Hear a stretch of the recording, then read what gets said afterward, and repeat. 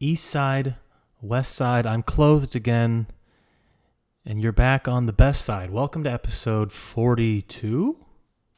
42. Jackie Robinson. How are you all doing this week? I'm doing well. Have a few updates, a few news stories for y'all. But first, let's get into the birthdays, right? The birthdays. We have a little bit less of an audience here today. We have just two people in the audience: Greg from Nashville and Betty from Topeka. So hello, you two. Glad you could make it. All right, it's Wes Craven's birthday today. 1939, died in 2015. He's known for he's one of the greatest masters of horror, movie director, writer. We also have, I have him highlighted here, Mary Louise Parker, American actress, Kevin Smith, another director, Sam Worthington, remember him? I liked him. I hope he was in the new Avatar movie. He probably just has a lifetime deal with Avatar. Golden Tate, exciting football player, NFL player. Once upon a time, I believe. I don't know if he's. And then Kristaps Porzingis. Happy birthday, Kristaps. And those are the birthdays today. You know, not really as eventful as ones in the past, but still important to give them a shout out nonetheless. So Betty and the other guy.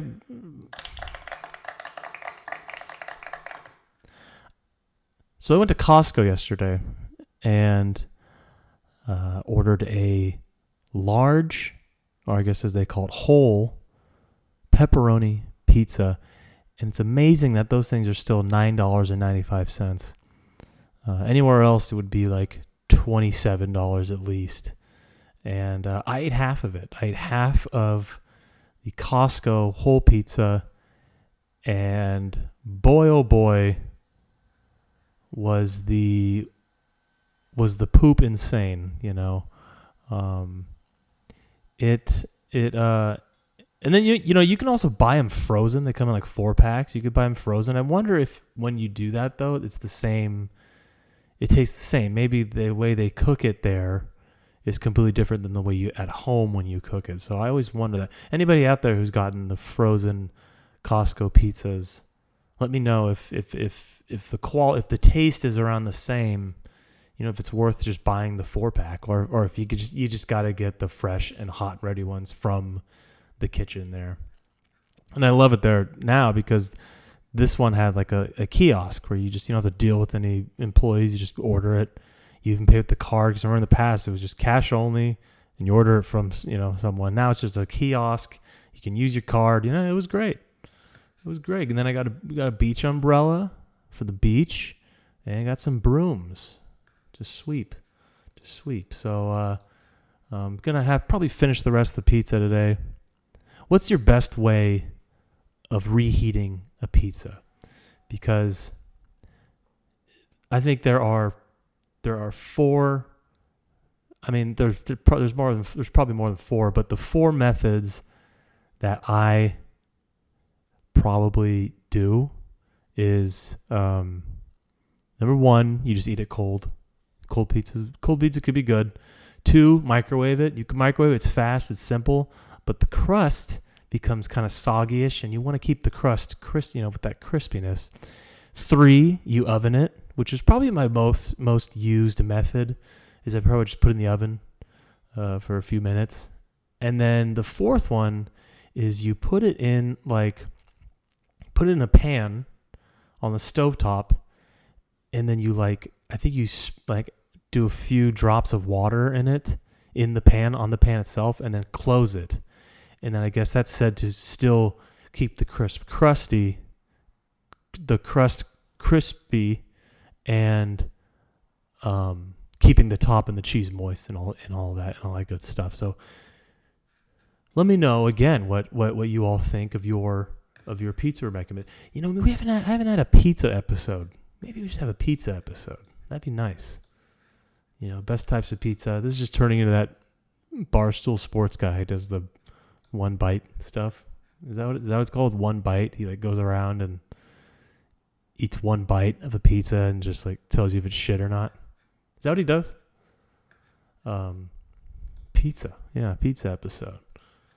All right, on to this next business that I saw in the news that is pretty funny, pretty hilarious, and quite shocking, to tell you the truth.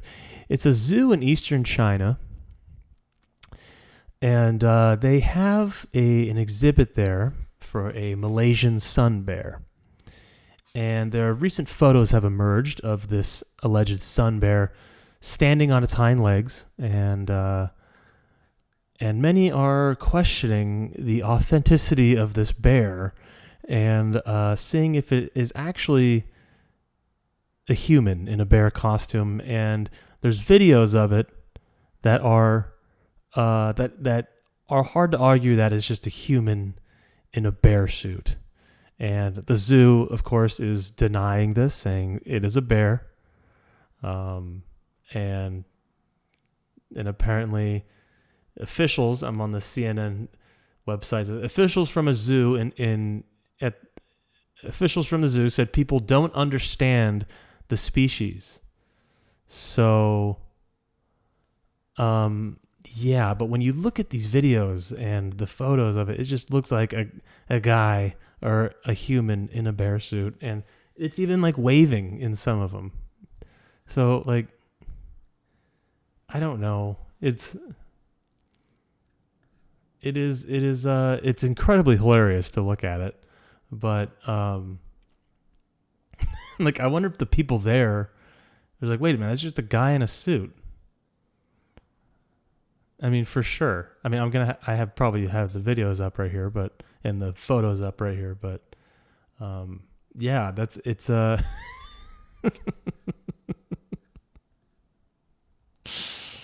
no way that this is a bear. There's no way. This photo though, actually I'm looking at, it does actually, the face does look quite real. I don't know, maybe that's just the way sun bears look. Let's see. Sun bear. Yeah, no. I'm not buying it. But that sun bear looks really skinny, and it's either really malnourished or it's a human. Because I'm looking at these other sun bears, and they're quite plump and healthy looking. So that sun bear might just be incredibly malnourished. They kind of look weird too. Kind of like black bears, but have that snout in that chest right there. I guess, I don't know. There's only one way to settle this, is someone go in there and poke the bear, if you will, and see if it's actually human in there. If they're a real one, that is. Okay, yeah, just wanted to bring that to... I'm still looking... Okay, come on. I'm looking at some pictures. Anyways. So has anyone out there seen Oppenheimer yet? Because I guess it's not hard to find a regular screening of Oppenheimer, but there's only 15 70 millimeter IMAX theaters in the entire country or something like that, some ridiculous number. And Christopher Nolan made this movie specifically for those 15 theaters. And those theaters there's 3 in my area that I can realistically go to, and they're all completely fucking booked. And it's just really frustrating. And, next thing you know, this movie won't be in theaters anymore. I don't know. It's why don't they, why don't they build more of these theaters? I don't know. I don't get it. Christopher Nolan is it's like it's the same thing with James Cameron. You make these movies for specifically for IMAX. So when people go to like a regular movie theater, they're like, you're not seeing it the right way. You're not seeing. We'll build more IMAX theaters. I don't know. Was it a logistics issue? Does it cost a lot to make this an IMAX film reel? Is that I don't know. It's just really annoying that it's really annoying that I can't find. I'm not gonna. Yes, there are seats available in the front row, but you're gonna break your neck for sitting for over 3 hours if you include movie trailers, just looking up the entire time. So you gotta have at least middle of the theater, maybe even a little 20% back from the screen, and I'm just finding nothing from this. I want to see it in 70 millimeter IMAX and have the full experience the way Nolan intended. But there's only 15 fucking of these screens in the country, so that's kind of frustrating on that part. It'd be cool if these directors, or I mean, not even on the directors. I guess the movie studios, they all come together and go, hey, maybe we should have more of these things in not just New York and California, and I'm sure there's somewhere else. I forgot. I looked at the map, but maybe we should have a lot more of these theaters. But I don't know. They want a lot of these filmmakers want the movie theater experience to come back and to stop watching streaming at the comfort of your own home. But but then it does stuff like this. I don't know. So I don't know whose fault it is here. Is it the studios, the theater companies? But if you want to make these movies, you gotta have the infrastructure. Is that the right word for it? To hold these theaters, not just have 15 fucking theaters. So just wanted to get that off my chest, off my jerseyed chest. This is my high school practice jersey, still fits. But also it was like a bed sheet when I wore it in high school because I was so skinny. Okay. So just wanted to talk about that real quick. Oppenheimer, and just finished a show last night with Idris Elba called Hijack. And it's Hijack. It's a plane from Dubai to London. It's hijacked over a 7-hour flight. And conveniently, there are 7 episodes. An hour of the flight for an episode. Isn't that cool? While authorities on the ground scramble for answers. Very good show. Very riveting, suspenseful. I enjoyed it. Each episode has its own different suspenseful feel to it, and great characters. Definitely 9/11-y vibes, from it. There's no way this show could get made if that plane was going to New York, right? So it's going to London in this, and so it's kind of gives you little flashbacks from that, which also makes you invested in the show. So it's incredibly riveting, and I recommend it. It's a quick watch too because there's only 7 episodes, and I don't see how they're gonna make a second season from this because it's like all about a hijack.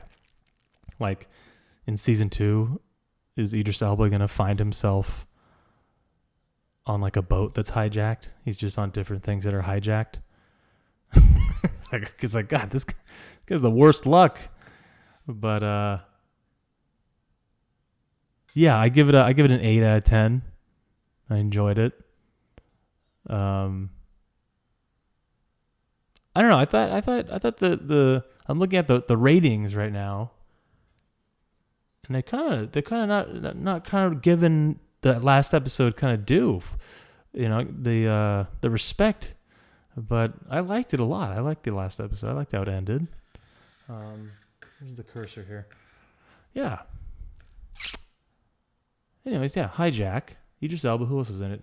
Neil Mescal, Max Beasley. Max Beasley was this detective, Daniel O'Farrell. He was good. Also, there were some frustrating scenes in it that I don't want to spoil it for the people who haven't seen it, but there are certain frustrating scenes where it's like, what are you doing? What are these characters doing? But yeah, Hijack. Getting towards the end of Love Island UK as well. Love Island is, I think it actually officially ended, but over here in the States, watching on Hulu, we get a week later. So, almost done with that. Roll the tapes, babe. Yeah. Oppenheimer rant and Hijack watch. Let's see, we're already in the questions today. Look at this. Already in the questions. And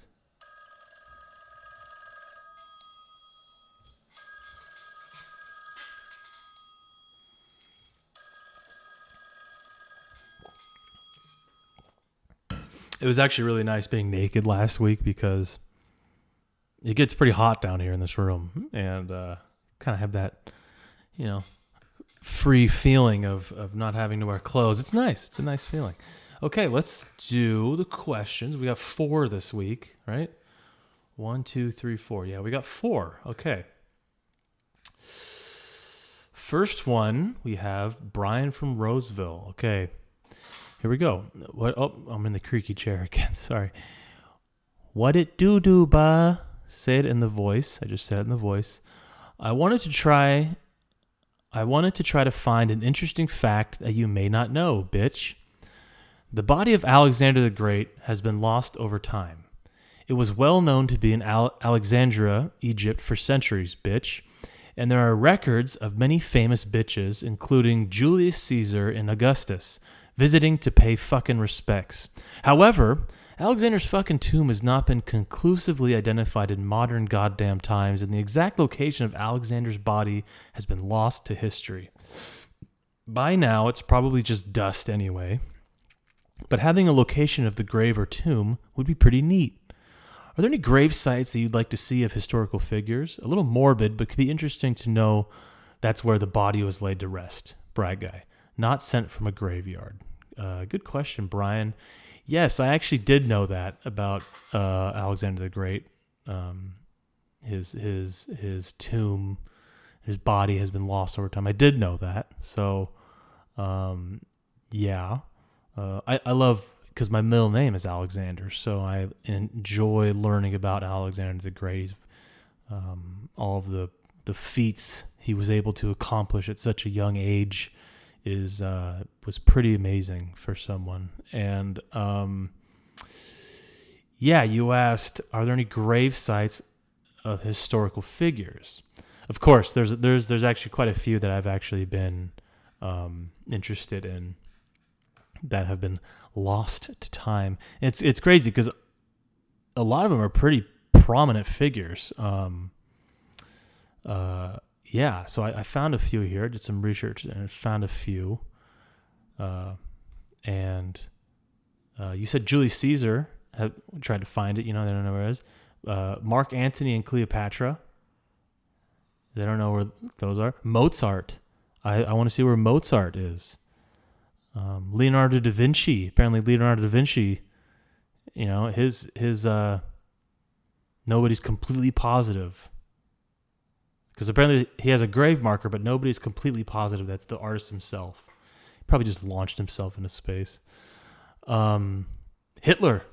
Where is Hitler buried? There was another one. Genghis Khan. And then Davy Crockett and Vlad the Impaler. Vlad the Impaler is one because he was that's Dracula, right? They can't find him. That's kind of concerning. So Dracula's fucking real.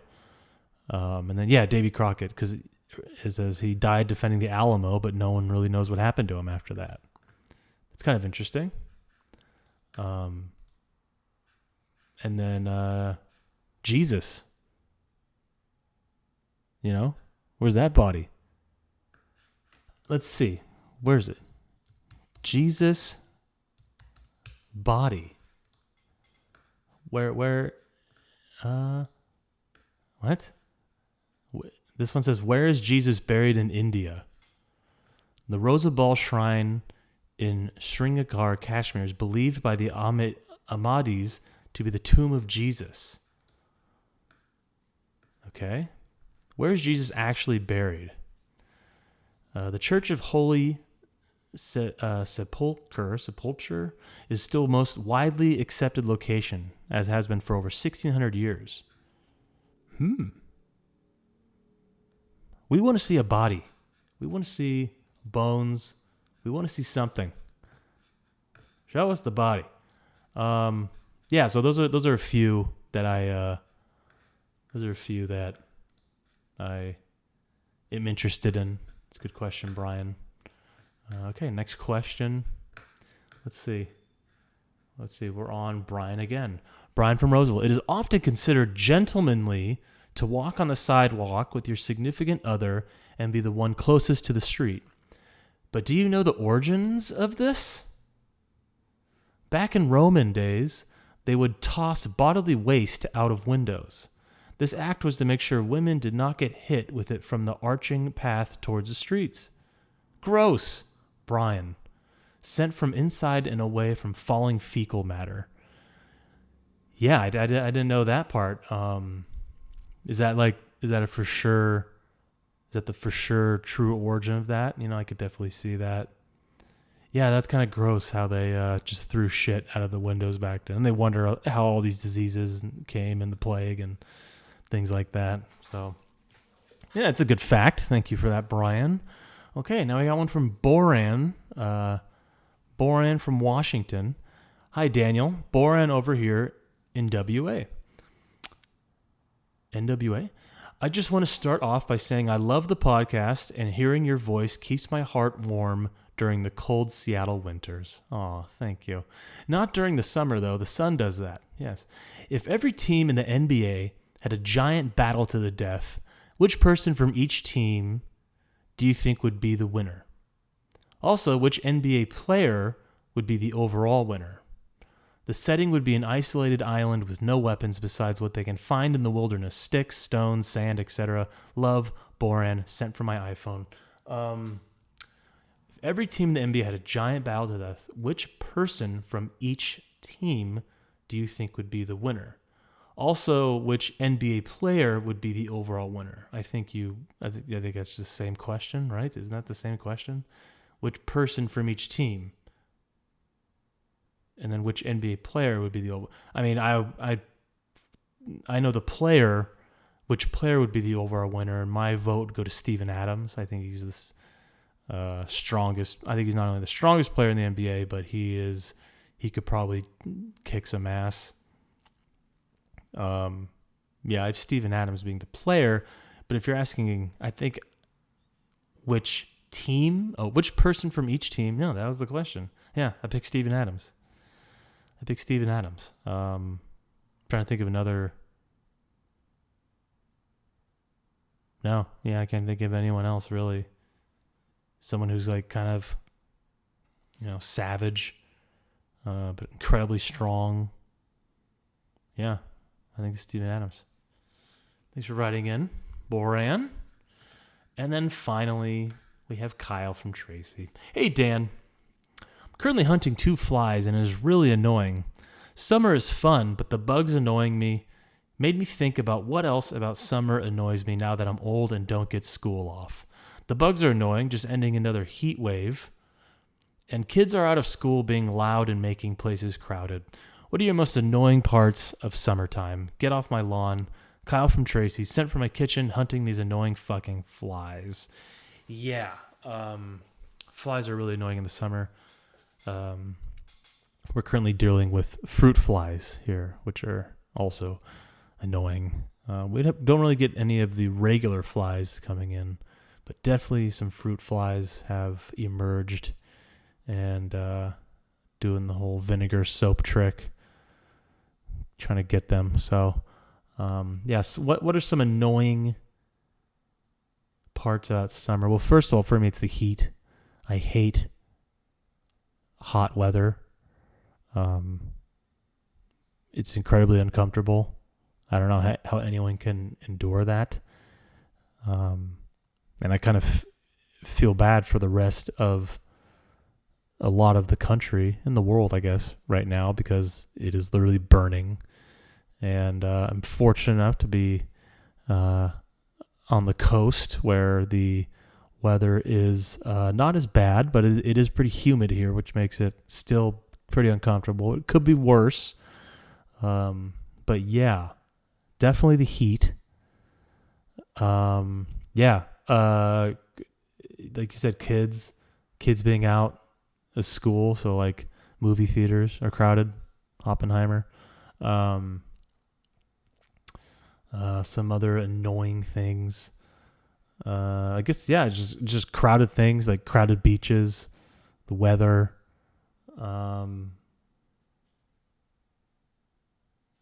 Your electricity bill because you run the AC.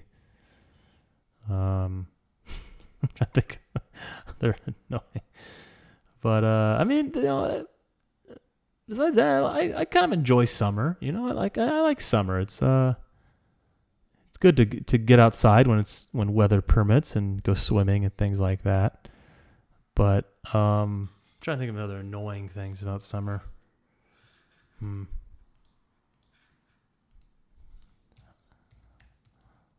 Let's ask the web. The most annoying things about summer. This is from har.com. Har. Mosquitoes, doors that stick. I don't really have that problem. Mosquitoes, I guess. Mosquitoes, yeah. AC. Fruit flies, yeah, fruit flies. Faded furnishings from harsh sun, I guess. I mean, splinters on the desk, dust mites, slamming screen doors.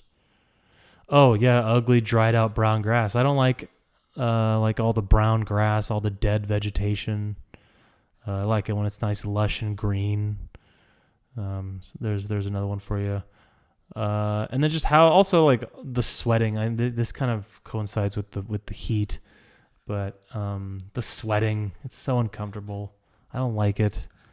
I need to take a shower, you know. So those are my answers for you, Kyle. Thanks for writing in. And those were some great questions. And a comment from Brian. Yeah.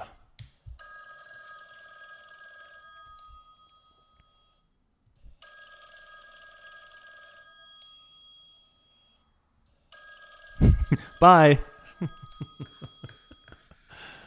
Oh, man. Good old summer. It's August now. August 2nd. We're almost done with summer. I kind of feel like the summer didn't fly by. I feel like it's kind of, on track. Do you think it's flown by? I don't know. Yeah. But again, I'm trying to see if anything I had to share this week. Yeah, I shared it all. I'm going to finish my Costco pizza. And I'm going to do the pan method. I think I'm going to do the pan method over the stove. Going to play some basketball tonight. I sliced my finger. Probably should share that. Cutting vegetables over the weekend and sliced it right open. And it's actually healing quite nicely. Been taking good care of it. So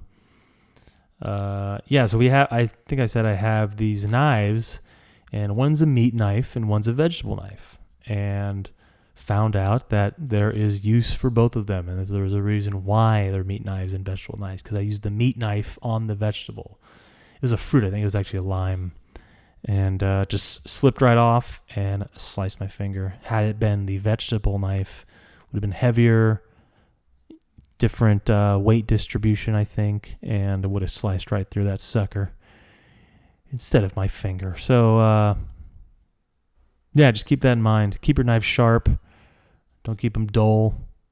Because luckily my meat knife was sharp, and it kind of just made a clean cut on the finger.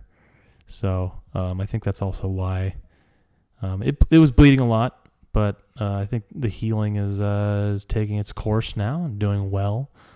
So be careful out there if you're a home chef or if you cut things, because it hurts.